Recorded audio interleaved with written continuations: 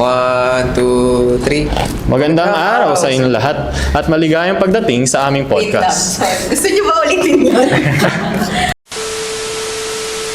Magandang araw sa inyong lahat at maligayang pagdating sa aming podcast. Ako si Ivan at kasama ko ang aking co-host na si JC.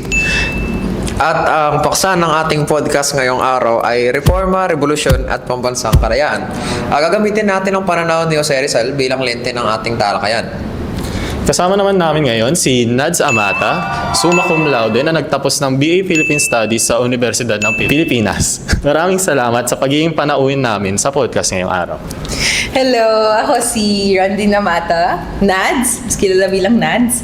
At kakatapos ko lang sa BA Philippine Studies nung earlier this month actually. Pero nung last month naman, nung June, kakapresent ko lang din sa National Philippine Studies Conference na hinost ng DFPP UP Diliman. At ang tema nun ay Rizal at pagkamakabayan. Tapos yung present kong paper doon ay si Jose Rizal bilang legitimasyon ng diktadura ni Ferdinand E. Marcos. So, I think akma naman sa topic na ako yung kinuha kasi si Rizal din naman yung pinaka-recent na sinulatan ko during that conference. Okay, so madami na palang nagawa tong si Nad sa sa tungkol sa kay Rizal din yung mga nagawa niya. At bilang isang nagtapos ng BA Philippine Studies sa Universidad ng Pilipinas, maaari po ba ninyong ibahagi sa amin kung ano ang BA Philippine Studies? So yung Philippine Studies, hinge siya sa ideas ni Rizal. Na we can trace back sa 1887 letter niya kay Blumentritt in which binanggit niya talaga yung Philippine Studies na gusto niya raw magkaroon ng ganun sa Pilipinas kasi para ma-decolonize tayo after 100 years of decolonization sa Spain at that time, kailangan na natin kilalanin ulit yung sarili natin. So the way to do that is to study ourselves, which is Philippine Studies. Sa UP naman, para mas maging systematize yung pag-aaral na yun, meron kaming internal at external major. So, sa internal major, anything within the FPP, pag-aaralan mo yung wika, panitikan, or malikhaing pagsulat. Tapos, sa external major naman, any program within UP Diliman. Basta kailangan magkasama yung internal at external major mo sa thesis mo para ma-prove mo yung paggamit ng Philippine-based or even Southeast Asian-based approaches doon sa research mo. So in my case, ang internal major ko ay panitikan, external ay film. So kailangan magkasama sila doon sa thesis. Ang ginawa ko, yung approach ko ay halo-halo actually. Merong galing sa PhilStud, merong galing sa literature, merong galing sa film. So in that way, hindi lang kami nakukulong sa paggamit ng mga Western or foreign theories. Mas rooted talaga siya sa Philippine context and Philippine knowledge. Tulad nga po nung nabanggit nyo na may binanggit si Rizal na letter kay Blumentritt na napaka-importanting aralin yung sariling atin, yung sa Pilipinas po, para malabanan yung colonization. No? Masasabi niyo po bang mas naging mahalaga pa ito ngayong kasalukuyang panahon? Mahalaga pa rin po ba siya ngayong panahon? Paano po siya i-contextualize? Yung pagkakaroon ng Philippine Studies? Oo. Mahalaga pa rin siya hanggang ngayon. Mahalagang aralin pa yung mga akda ni Rizal po. Okay. Sa Philippine Studies, lagi kaming hindi nawawala yung mga writings ni Rizal, or at least hindi nawawala yung references sa kanya. Kasi yung ideas niya still rings very much true to this day. I mean, it's been so many years since he wrote those things, pero totoo pa rin siya ngayon, applicable pa rin siya.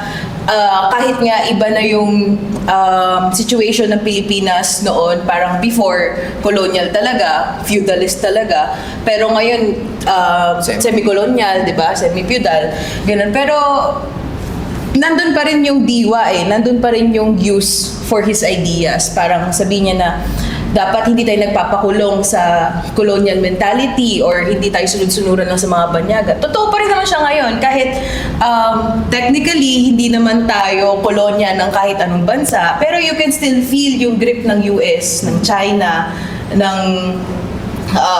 Japan even sa ekonomiya natin, sa pang-araw-araw na buhay natin. So, ayun nga. So, marami pong akda si Rizal, kaya ng sabi niyo po, no, na patuloy nating pinag-aaralan. So, sa inyong palagay, alin sa kanyang mga akda ang higit na mahalaga sa pag-unawa sa kanyang mga pananaw tungkol sa reforma, revolusyon, at pambansang kalayaan? At bakit po natin ito itinuturing na napapanahon hanggang sa kasalukuyan? Siyempre, without much thinking, dapat Noli tsaka Elfili naman, staple naman yun, di ba? Parang yun na yung pinaka-thesis ni Rizal sa kung ano ba yung pinaniniwalaan niya na dapat aralin, dapat mangyari sa Pilipinas, gano'n. Pero sa tingin ko, aside from those two books, meron pa siyang isang completed book actually. Hindi pala siya completed, pero may isa pa siyang sinulat. Maganda rin yun, tinatalakay nun yung tungkol sa grip ng relihiyon, ng Christianity sa Pilipinas, gano'n. Pero aside from his books, yung sa mga mahaba niya sulatin, maganda rin yung mga tula niya.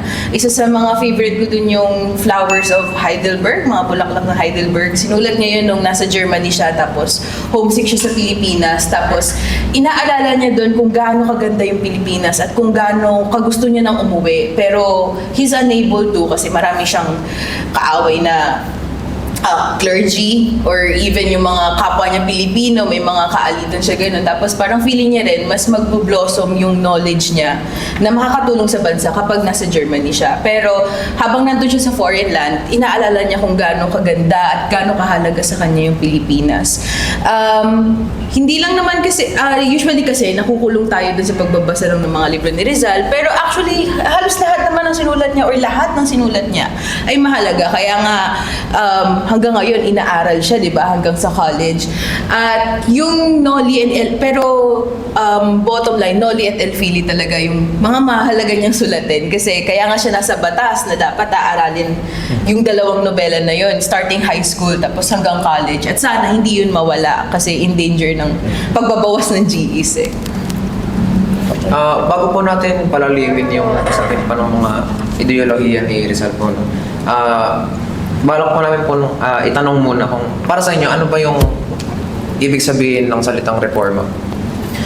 Okay, reforma kasi legal means siya of putting forward change. So parang kung gusto kong baguhin yung isang bagay, syempre hindi ako mag-aarmas. Ganyan. Kasi parang ito yung safe way of revolutionizing something, pero kasi iba rin yung konteksto ng revolution eh. Pero parang yun yung pinapayagan ng mga gobyerno, ng higher ups, na gawin natin para, yun nga, maisabatas or ma-i-actualize yung mga pagbabagong gusto natin gawin. So, pag-reforma, kung ano yung legal, kung ano yung peaceful, pero that can also be debated. Pero usually, defined siya as legal means to put forward kung ano yung mga pagbabagong gusto mo.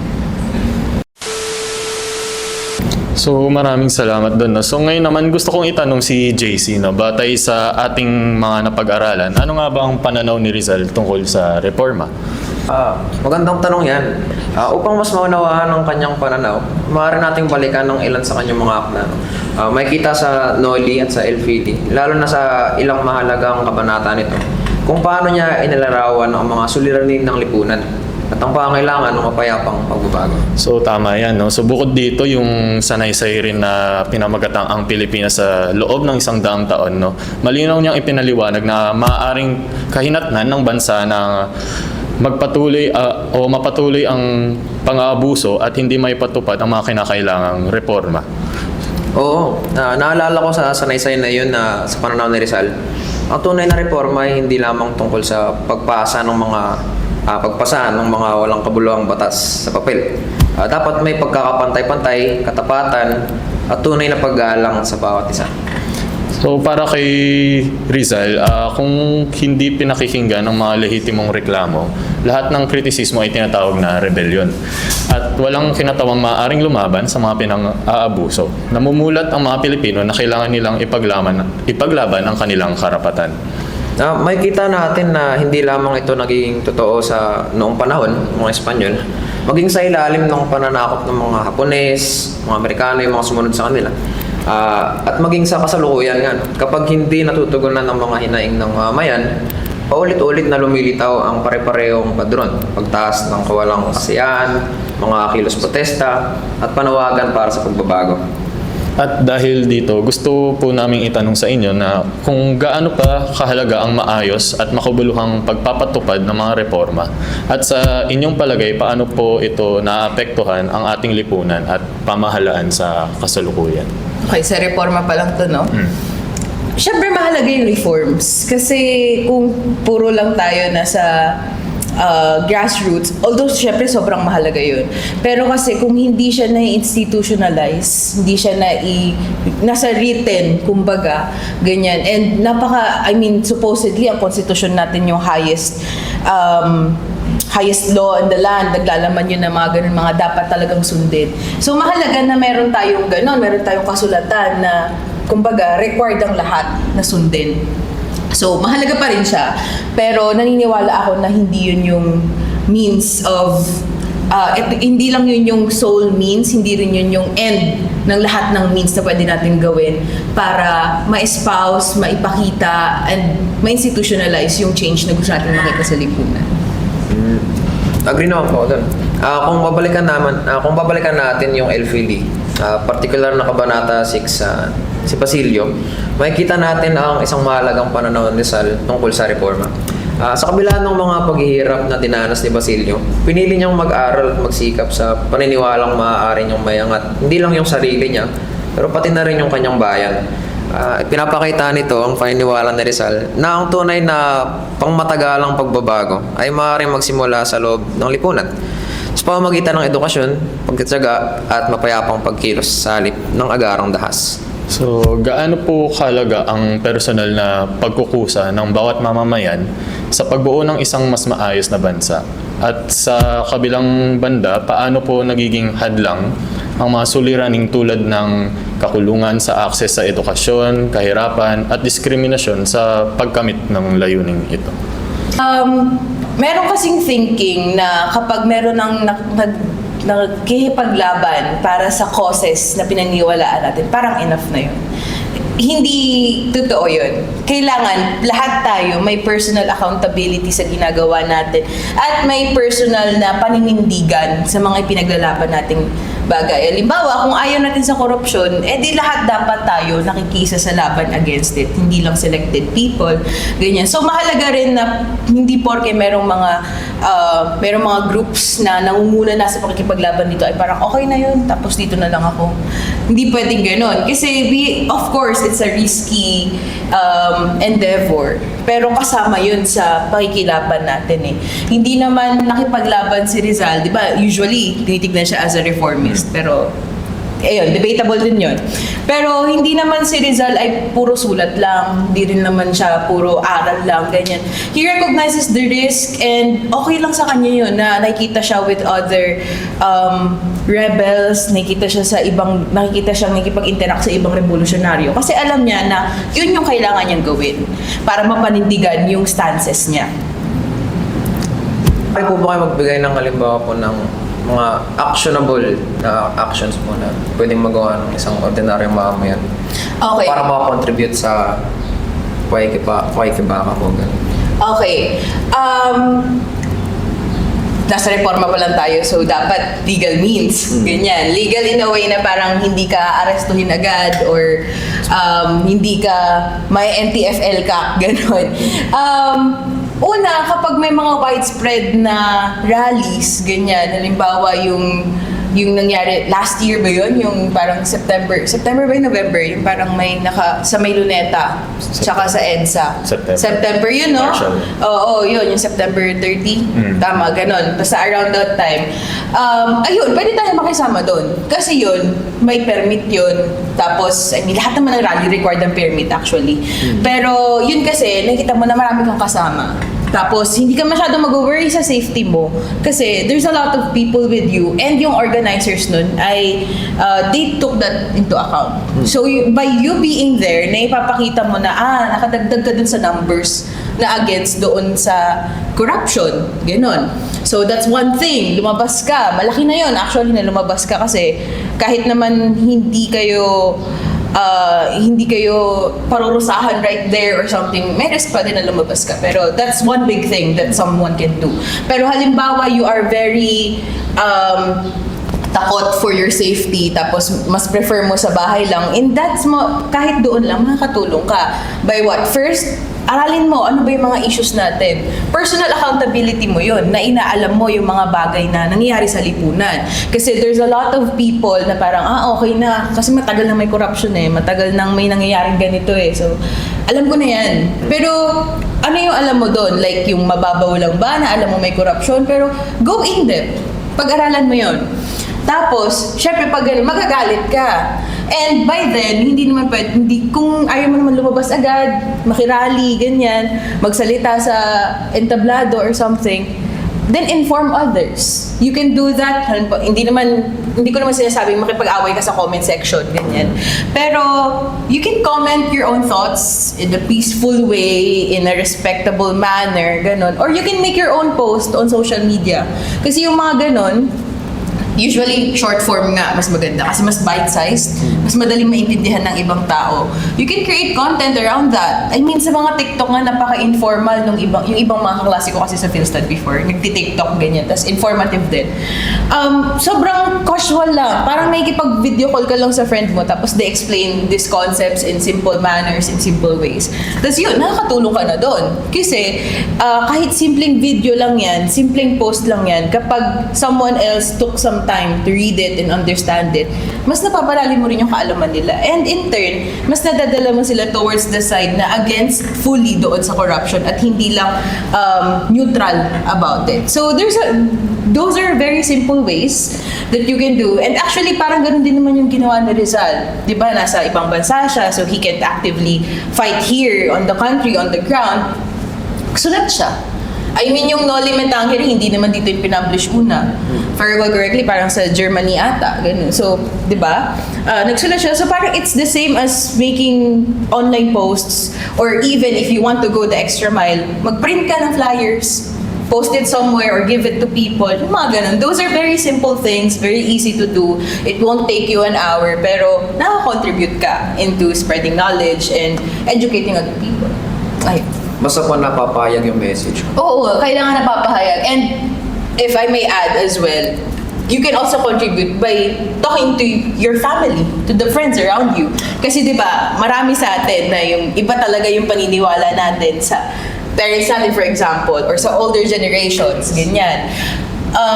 Pag hindi kaya mo kasing makipag-debate, makipag-usap sa people outside, sa mga kapwa mo kaklase, ganyan, or basta strangers sa internet. Pero pagdating sa bahay, parang, ayaw kasi makinig sa akin, ganyan. Pero part yun nung personal accountability mo sa sarili mo at sa malapit sa'yo. Kasi, bakit sa sarili mo? Kasi, napaprotect mo yung peace mo by helping other people around you to be with the same ideology, to have the same fight as you. So, ayun. Moving forward po. Kaugnay nito, madalas nating makita ang mga kabataan at estudyante na naunguna sa mga pagpoprotesta. Ang pagtatanong, pagpuna at maninindigan ng mga mamamayan ay maaaring magsilbing daan upang mapabuti ang mga umiiral na institusyon, at tulad nga po ng nabanggit nyo. At may sulong ang pagbabagong makabubuti sa buong lipunan. Sa ganitong pananaw, may tuturing na isang anyo ng reforma ang mapayapang aktivismo. Sa kabilang banda naman ay hindi rin natin maikakaila na hinihikayat tayo ni Rizal na pag-isipan ang usapan ng reforma laban sa revolusyon. Sa katauhan ni Simon, makikita natin ang isang pananaw na taliwas sa dating paniniwala ni Crisostomo Ibarra sa Noli Me Tangere. Sa Kabanata 7 na Simon, makikita nating tinutuyan ni Simon si Basilio at maging ang iba pang mga estudyante dahil sa naniniwala pa rin silang may pag-asa ang mapayapang reforma. Para kay Simon, wala nang saysay ang pag-iintay sa mga pagbabago mula sa isang sistemang paulit-ulit nang tumatanggi sa mga makatarungang kahilingan ng mga Pilipino. Sa ating kasulukuyang kalagayan, patuloy pa rin nating nararanasan ang mga suliraning gaya ng katiwalian sa kabila ng paulit-ulit na mga kampanya laban dito.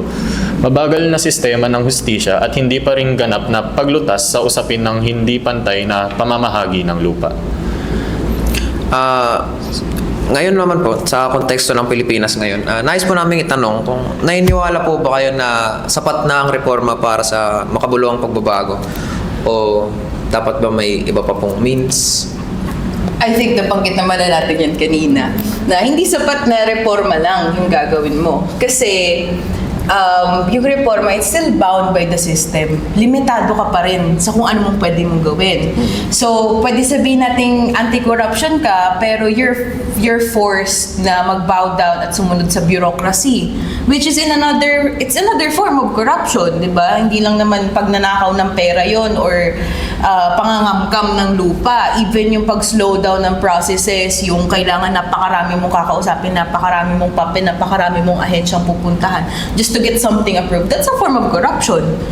And pagpapahirap din yun sa mga tao. Ganun. So, pag reforms kasi, reforms is a very slow process kasi legal siya. So, lahat ng kailangan mong pagdaan ng ahensya, lahat ng taong kailangan mong kausapin, not to mention kailangan mo ng maraming sponsors dyan. It's a very slow process, it's painstaking, and it will take a long time para ma-actualize yun before you can even get it into a law para masabing reformed na yung isang batas or yung isang pamamaraan. Napakatagal. Parang baka magkaroon na tayo ng apo lahat, hindi pa nangyayari yung mga gusto nating magbago kasi kung yun lang yung rutang tatahakin natin. Whereas, pagdating kasi sa revolution, it's like changing the whole system itself. So, kung gusto natin mawala yung corruption, tanggal natin yung bureaucracy, ganyan, tanggalin natin yung iba pang nagko-contribute sa napakabagal, napaka-unresponsive, napaka-insensitive na sistemang nangingibabaw. Salamat po dun sa mga punto ko na yan. Dito na pumasok ang mas radikal na kaisipan ng ating kasaysayan at panitikan, ang revolusyon. Kung ang reforma ay naglalayong ayusin ang kasalukuyang sistema mula sa loob, ang revolusyon naman ay ang tuluyang paggiba at pagpapalit sa bulok na sistema. Tama yan, no? So, ito ang tugon kapag ang pinto ng mapayapang pagbabago ay tuluyan ng isinara ng mga nasa kapangyarihan. Kaya naman, nais po naming makuha ang iyong pananaw. Ano po ba para sa inyo ang esensya ng isang revolusyonaryong lapit at paano ito nagkakaiba sa esensya ng reforma na una nating tinalakay? For me, pag revolutionary approach, lahat ng atrasadong gawi, paniniwala, ayaw mo doon. And dapat, as much as possible, you try to get rid of that sa sarili mo. For example, may mga issue sa mga ND groups sa UP or even sa buong Pilipinas na ayaw mo sa patriarchy, ayaw mo sa atrasadong gawi, ayaw mo sa corruption, pero may mga issue ng harassment, ng sexual harassment, sexual assault within the kilusan. So parang, paano ka magiging revolutionary kapag may mga ganun kang conflicting na ideas? Of course, you're a person, pero these are behaviors, these are ideas na hindi mo dapat malay ka na mali yun. Tapos dapat, as much as possible, as much as you can, hindi mo siya ginagawa. Or for example, sasabihin mo na itong isang event na ito ay against corruption. Pero pag tinignan mo yung finances, yung kilos ng mga taong nagpapatakbo ng event na yun ay rooted din naman sa corruption. So, dapat, kapag revolutionary approach ka, as much as possible, as much as you can, tuwid lahat. Lahat nasa tama, ganyan, lahat justified, hindi yung kung kailan na convenient sa'yo. So parang lifestyle na rin po siya. Oo, kailangan, kasi minsan ang nami-miss out ng iba ay ang revolutionary approach ay social lang. Pag nasa groups ka lang, nasa lipunan ka lang, hindi. Mas maganda na rooted siya sa personal mo, sa personal accountability mo. Kasi doon magbabago yung paniniwala mo. Hindi ka lang performative na, kasi ayoko sa ganito, ganyan eh. Tapos pagdating sa personal mong kilos, hindi naman. Hindi siya nakikita. So, dapat ganoon. So, marriage siya ng personal and social na pag-ayaw sa mga atrasadong pagkilos at paniniwala. Whereas sa reforms kasi, yun nga, sabi ko, mahalaga siya na ingredient sa pagbabago ng sistema alongside revolution. Pero kasi constrained siya by the constitution, by legal means, ganyan. Kung ano lang yung hindi ka masyadong mapapagalitan ng police, ganyan. yun nga, parang, okay, ayaw mo sa corruption, pero you're still forced to do something related to it or to adhere to some of its rules para ma-forward mo yung gusto mong pagbabago. So, very limited. Kaya, mas maganda kung complementary sila ng revolution tsaka yung reform. Right. And so maraming salamat po doon. At kung babalikan din natin yung sanaysay ni Rizal na ang Pilipinas sa loob ng 100 taong, tahasang binalaan ni Rizal ang pamahalaang Espanya. No? Ipinakita niya na bigo ang kanilang marahas na pamamaraan upang supilin ang mga Pilipino at patuloy na pagkakait ng edukasyon at pagpapanatili sa kanila sa matinding kahirapan ay hindi nagbunga ng takot. Sa halip ito ang mismong nagpatibay sa kanilang loob. Eksakto. Sabi nga ni Rizal, kapag ang isang tao o bayan ay isinadlak mo sa sukdulang kahirapan at kawalan ng pag-asa, nawawala ang lahat ng kanyang takot. Ang kahirapan ay nagiging mitsa ng pag-aaklas. Kaugnay nito, gaano po kahalaga para sa mga umiiral na institusyon at sa pamahalaan na patuloy na bantayan at pakinggan ang kalidad ng buhay at pang-araw-araw na hapis na dinadanas ng mga karaniwang Pilipino? Well, sobrang mahalaga kasi that's basically their job. Trabaho nila yun Trabaho nila yun na pakinggan tayo, na i-assess yung situation natin at i-improve yun. Hindi para gamitin lang sa campaign jingles nila at campaign promises. So, dapat as much as possible, grassroots yung approach ng governments, local or national man yan. Dapat mas close sila sa people para yung understanding nila ay updated at talagang inline sa mga nararanasan natin. Hindi yung puro vague promises lang na bibigyan ko kayo ng bahay or aayusin ko ang kabuhayan nyo. Tapos, paano, yun ba yung hinihingi namin? Ganyan? Or bibigyan namin kayo ng mga trabaho, pero yung mga trabaho na yun barely nakakabuhay din yung sahod. So, imbes na magbigay ng trabaho, baka pwedeng i-increase mo muna yung minimum wage. 'Di ba? Yung mga ganong issue. And malalaman mo yun kapag nakinig ka sa mga groups concerned with, for example, labor or housing, ganyan, or even educational. Kasi pag tinanong mo ba yung estudyante, kailangan ba natin bawasan yung GE nyo or kailangan dagdagan lang yung magtuturo o dagdagan yung classroom nyo? Ganon. Kasi nagiging short-sighted yung solutions kapag hindi nakikipag-ugnayan directly sa mga mamamayan. So, dapat ganun yung ginagawa ng governments. And makikita natin yun sa mga sulatin ni Rizal, yung disjunct between sa mga plano, mga kilos ng gobyerno, tsaka dun sa mga tunay na gusto ng mga mamamayan. Parang ginagawa, di ba meron kasing parang issue yung kay Rizal na parang gusto niya lang daw maging probinsya tayo ng Espanya during that time. Pero parang nagiging na lang yun compromise niya na lang yun between sa gusto ng gobyerno at gusto ng mga mamamayan. Siyempre gusto ng mga mamamayan na lumaya, pero gusto ng gobyerno ng Espanya na makip tayo as a colony. So parang sabi ni Rizal, okay sige, dahan-dahanin natin. Ganoon, maging probinsya muna. And then eventually, we can work things out from there para maging malaya tayo.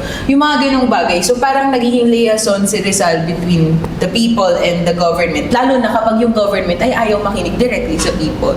Pero currently, since tayo naman, Pilipino naman na nag-govern sa kapwa Pilipino, well, dapat mas madali yung communication sa kung ano yung gusto mangyari sa lipunan ng mga Pilipino at kung ano yung gusto mangyari ng gobyerno, which dapat nakasunod doon sa kagustuhan natin mga mamamayan kasi tayo yung nagpapasahod sa kanila. Tayo yung employers nila, basically.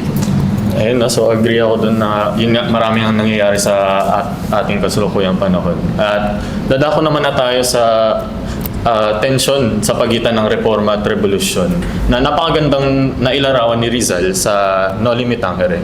Particular sa Kabanata 50 sa pag-uusap ni Elias at Ibarra sa itaas ng bangka. So noong una, si Ibarra ang boses ng radikal na reforma, naniniwala pa siya sa batas at sa pamahalaan, habang si Elias naman, ang boses ng revolusyon, ang kinatawan ng mga sawimpalad na humihingi ng marahas na pagbabago dahil sa matinding pang-aabuso ng mga sibil at private. Ang tanong naman po namin ngayon ate is, ano po yung pananaw nyo sa dalawang magkatunggaling paraan na yun? Yung radikal na revolusyon tapos yung reforma po na pinersonify nila Elias at Ibarra dun sa akda ko. Okay, ang reforma dito ay si Ibarra, 'di ba? Tapos ang revolutionary ay si Elias. Hindi ko alam kung nandun na kayo sa punto niyo sa PI doon. Pero nung nag-take ako ng PI, ang naging pagpapakilala sa amin kay Elias at Ibarra, ang si Elias yung true revolutionary sa dalawang yun. Kahit si Ibarra yung bida ng kwento. Na even si Rizal mismo, nagre-regret siya na pinatay niya yung character ni Elias. Kasi parang yun na yung mismong symbol niya, mismong icon niya ng kung ano totoong revolutionary, tapos pinatay niya pa. Pero apparently, pinatay niya yung character ni Elias kasi nung sinusulat niya yung chapter na yun, ay may sakit siya. So parang hindi niya makita in himself na magsusulat siya ng magandang ending for that character. Pero ayun, si Ibarra kasi, kaya siya naghihimagsik or nag-espouse ng revolution ay for his personal means. And that's not revolutionary kasi kung okay, mahalaga yung personal na issue kasi yun yung nagiging gateway mo into understanding social issues. Pero kasi si Ibarra, yun lang yung tanging tunguhin niya. Yun lang yung tanging driver niya. Whereas si Elias na mas malala yung naranasan, hindi lang for personal means yung pagiging revolutionary niya. Kaya siya nag-aarmadong pakikibaka. Kasi naiintindihan niya na yung naranasan niya, however much worse it is to other people, nangyayari siya sa lahat. And the only way para makabawi siya at para makabawi siya, para mapagpabuti niya yung kalagayan, ay masolve yung problema sa buong lipunan. Ganon. So parang for me, mas maganda na unawain natin, i-embody natin yung ideals ni Elias kaysa kay Ibarra. Of course, di ba kung si Ibarra ay reforma, si Elias ay revolution, pwede naman natin kumuha ng essential na ideas from both of them. Pero kasi parang si Elias by himself, kaya niya nang patunayan yung dalawang bagay na yon, kaya niyang pagsalikupin na yon. Si Ibarra kasi mas na-overtake siya ng personal means niya lang eh. Tapos for him, kaya mas okay na reforma lang muna, ay dahil may privilege siya na hintayin yung mga pagbabago. Si Elias, wala siyang ganun. 'Di ba? Of course, mahalaga yung reforms, yun nga sabi ko, mahalaga yung legalized means, pero hindi tayo lahat ay may privilege to wait for those changes to happen. Kaya interesting nga po na parang may nabanggit din kayo na nagpakameta si Rizal medyo nag-regret siya na pinatay niya yung character ni Elias po. Parang sa pagkakabasa ko rin po is may pagkameta rin po si Rizal na parang inaamin niya rin mismo na may privilege siya. And sa note po na yun, interesante yung kabanata na yun. Aminin mismo ni Ibarra ang kanyang pribileyo. Sabi niya, Elias, ang iyong mga mapapait na salita ay umaabot sa aking puso at ginagawa kong mapagduda. Hindi ako pinalaki sa piling ng bayan, kaya marahil ay hindi ko alam ang kanilang mga pangangailangan. Napakalaking salamin nito sa ating lipunan ngayon. Madalas ang mga taong komportable ang buhay ay hindi nauunawaan kung bakit may mga kababayan tayong pumipili sa landas ng armadong pakikibaka o radikal na revolusyon. At dahil hindi naman nila naranasan ang gutom at kawalan ng hustisya. So sa inyo pong pananaw, paano natin mabibigyan ng puwang ang mas malalim na kamalayan at empatya sa mga diskusyong tulad nito nang hindi agad hinuhusgahan ang mga sentimento ng mga nasa laylayan? Well, for me, it's just a matter of having compassion and understanding na hindi lahat ng nakapaligid sa'yo ay same ng situation mo.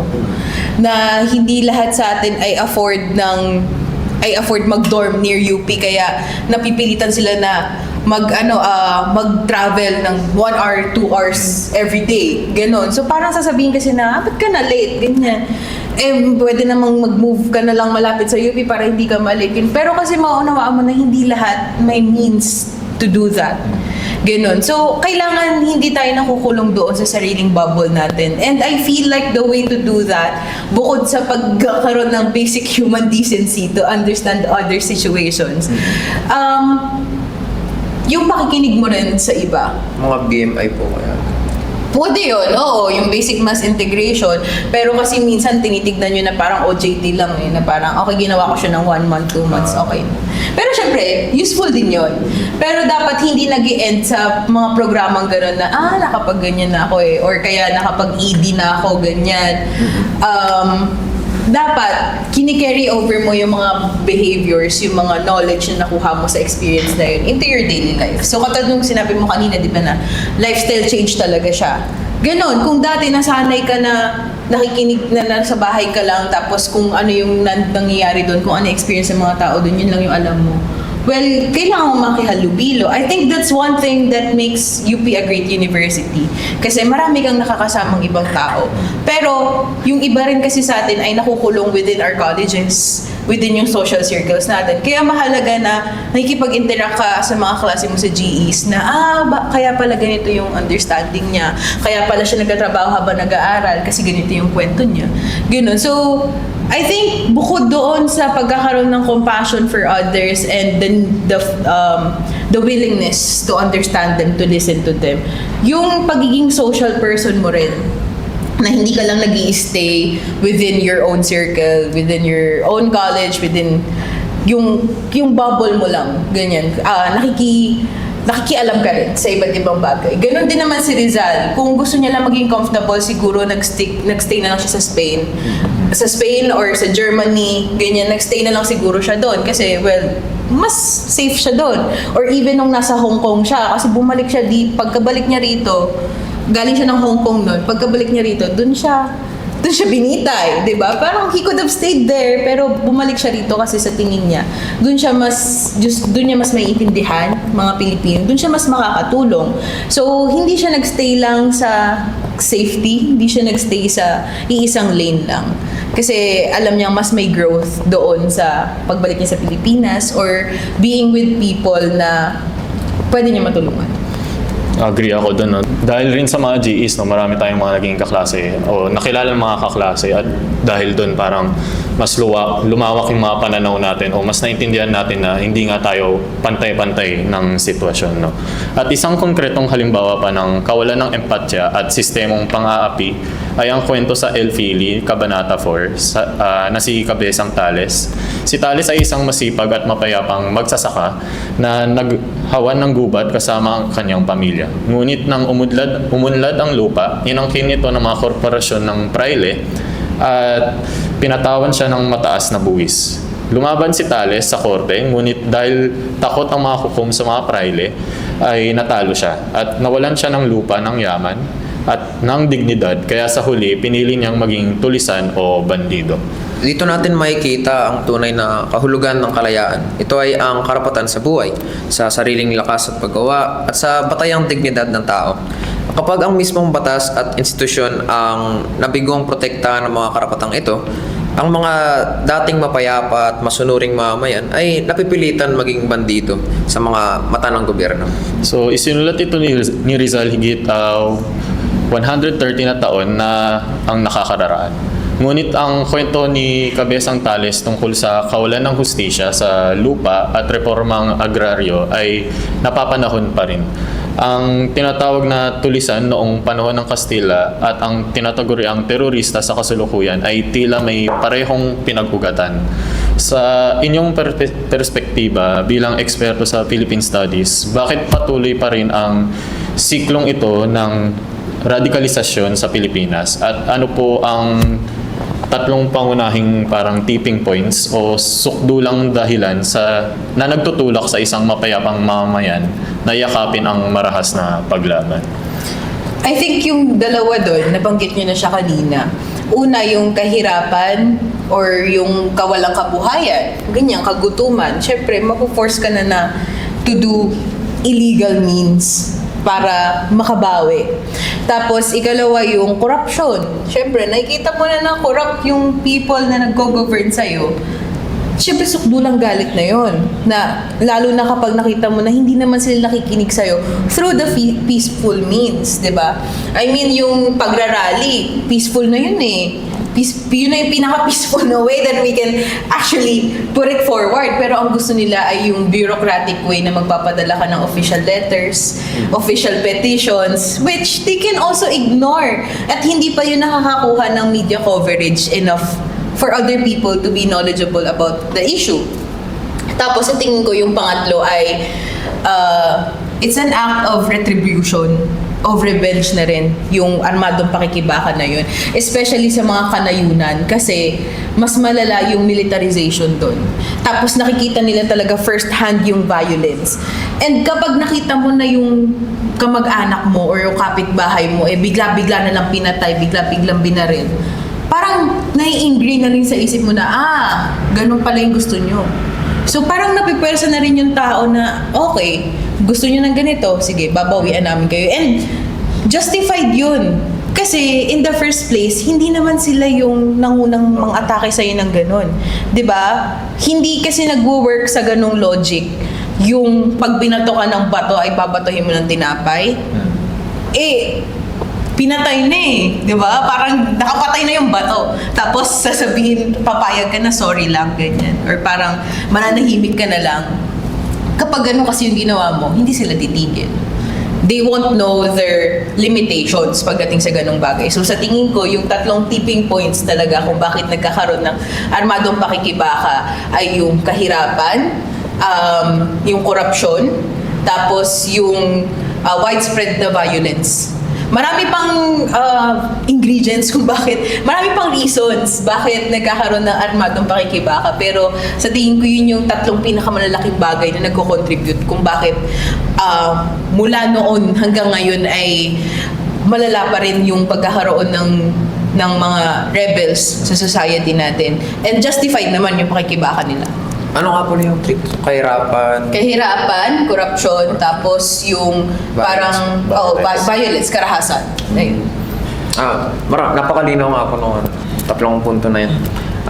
Ngunit sa kabila ng tunggalian ng reforma at revolusyon, ipinakita rin ni Rizal sa kanyang mga akda na ang dalawang puwersang ito ay maaaring magtulungan, tulad nga ng mga nababanggit nyo rin po kanina, para sa isang layunin.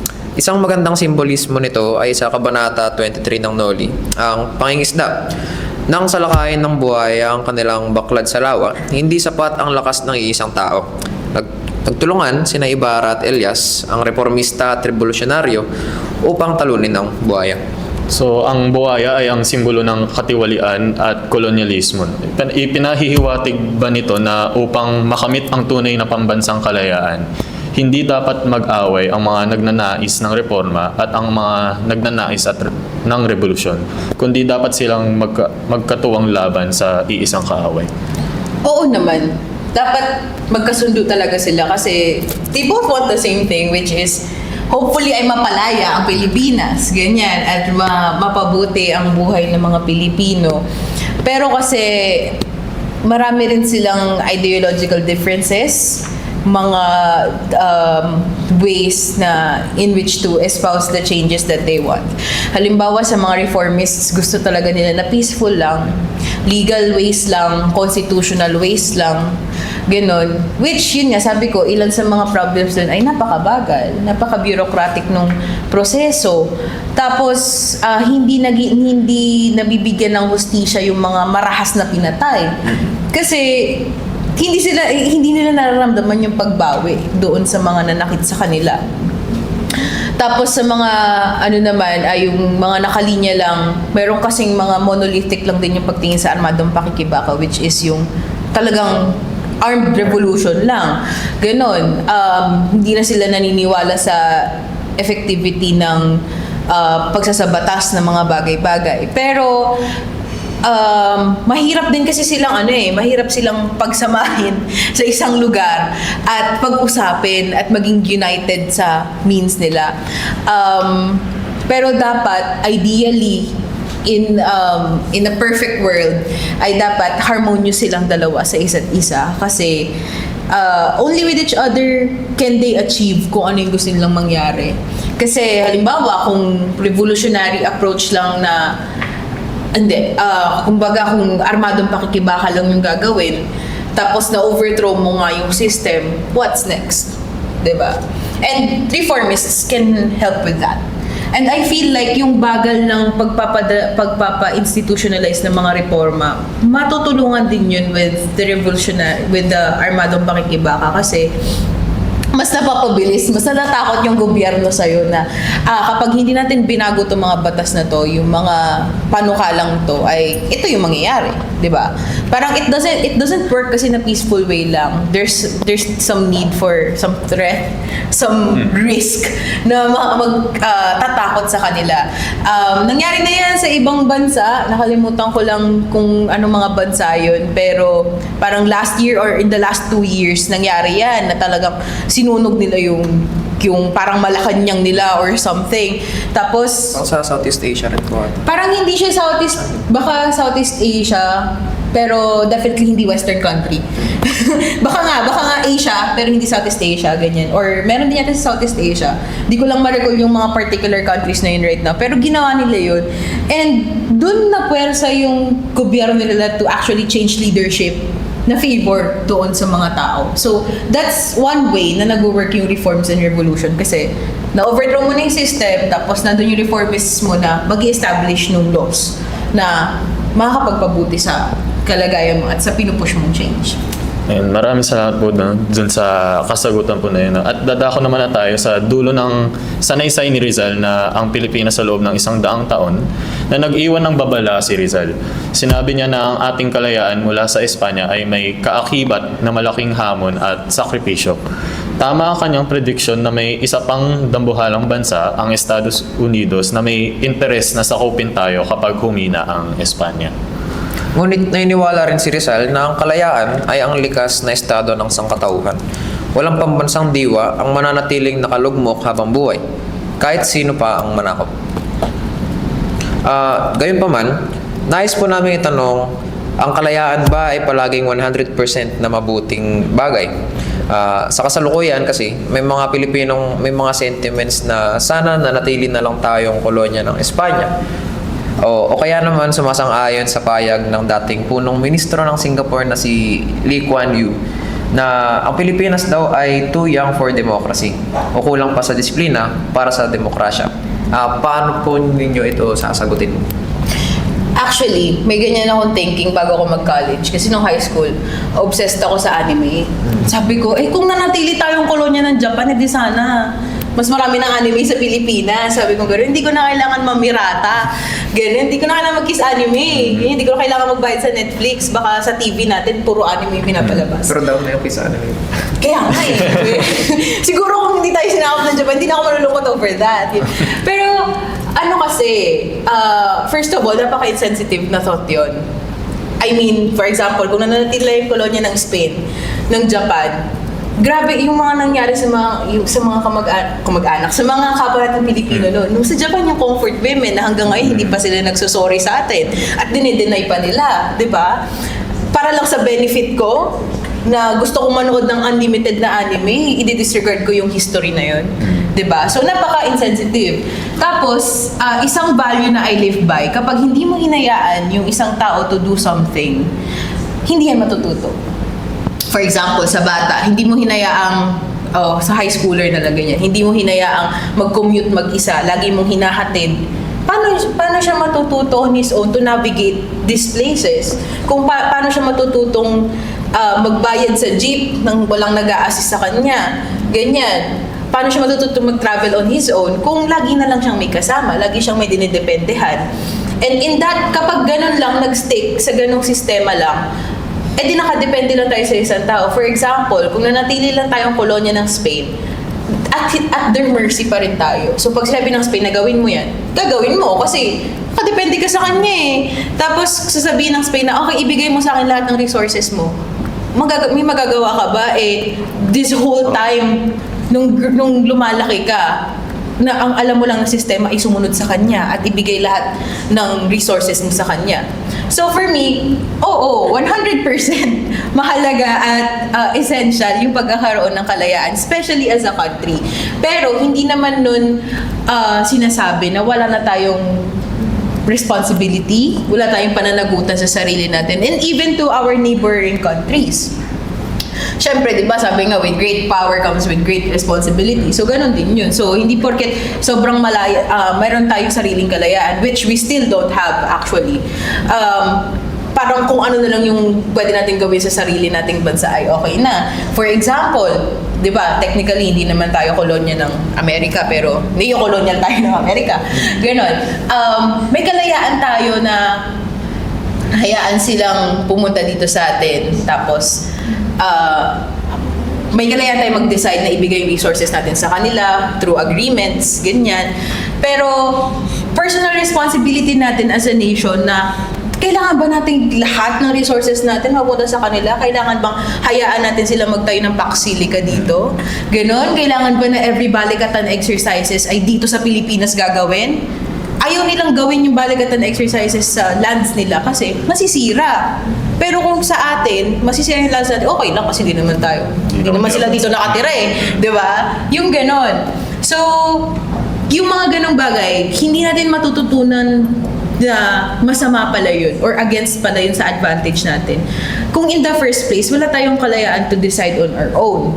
Tapos kung lagi tayong nakadepende sa ibang bansa, nakadepende tayo sa imports and exports na economy, ganyan. So parang, mahalaga kasi yung Amerika sa atin eh, mahalaga kasi yung China sa atin. So dapat hayaan natin sila or dapat mag-decide tayo in accordance to their wishes. Ganyan.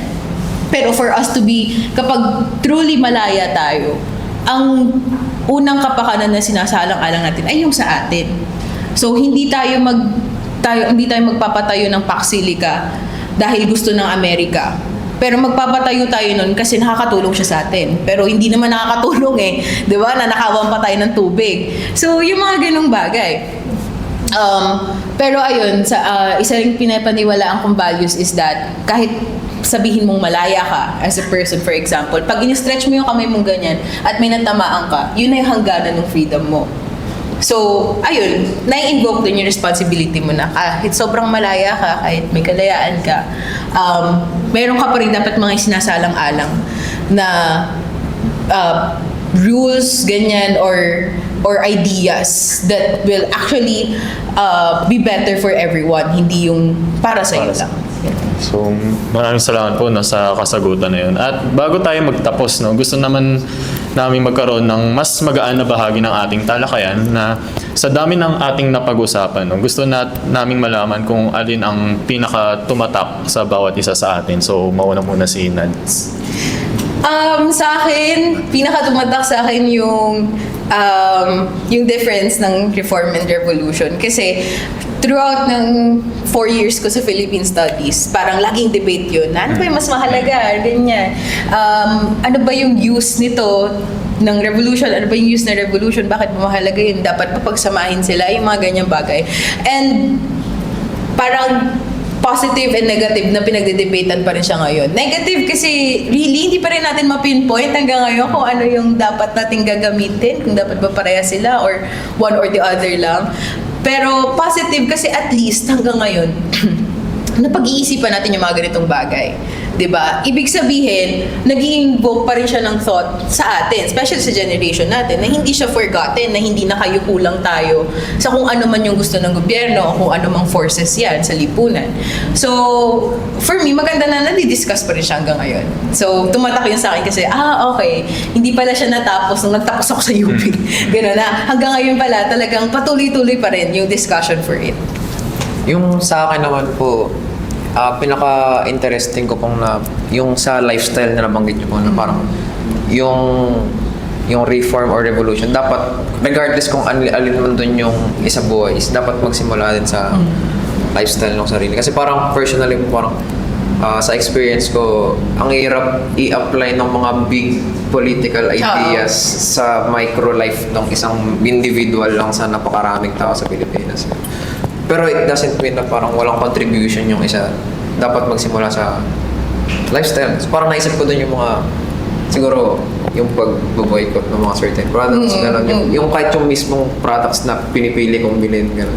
Ayun po yung na-find kong interesting. Actually, oo. Isa yun sa mga first na parang parang nagpagulo sa isipan ko nung nasa Philstad ako kasi parang, against ako sa imperialism pero gustong-gusto kong mag-Starbucks tsaka McDo. Ganyan. So parang, tama ba yun? So, o kaya, sabihin ko na ayoko sa, sa capitalism or something, or pagbebenta ng lupain ng UP, pero nagdidilimol ako. So parang, nandun yung disjunct between sa pinapaniwala ko, pinaglalaban ko, pero may nuance pa rin kasi yan na, well, hindi naman natin totally kontrolado lagi yung mga ganong sitwasyon. Pero as much as possible, pag tinatry natin na-improve yung lifestyle natin na, hindi ako magkukonsume ng itong product or hindi ko gagawin itong behavior na to kasi it's very against what I believe in and what I fight for. Yung ganon. And sa akin naman, no, yung pinaka tumatak para sa akin is yung hindi pantay-pantay tayong lahat ng sitwasyon.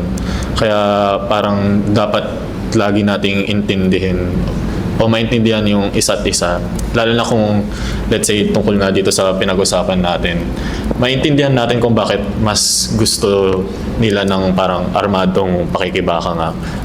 At the other side of the coin naman, maintindihan rin naman natin kung bakit reforma lang yung gusto nila o legal manners nga. Pero dito ko rin natutunan sa PI at sa mga natalakay natin na parang hindi dapat siya one of the other. Sa pananaw ko lang naman na parang sinabi nga rin ni Rizal dun sa sanaysay niya na kaya nagkakaroon naman ng armadong pakikibaka is hindi nga naipapasa yung mga reforma na gusto na natin. Kaya yun yung pinakatumatak para sa Maraming salamat po Ate Nads. Maraming salamat po. Okay. At so, dito na nagtatapos ang aming podcast at hanggang sa susunod na episode. Wow.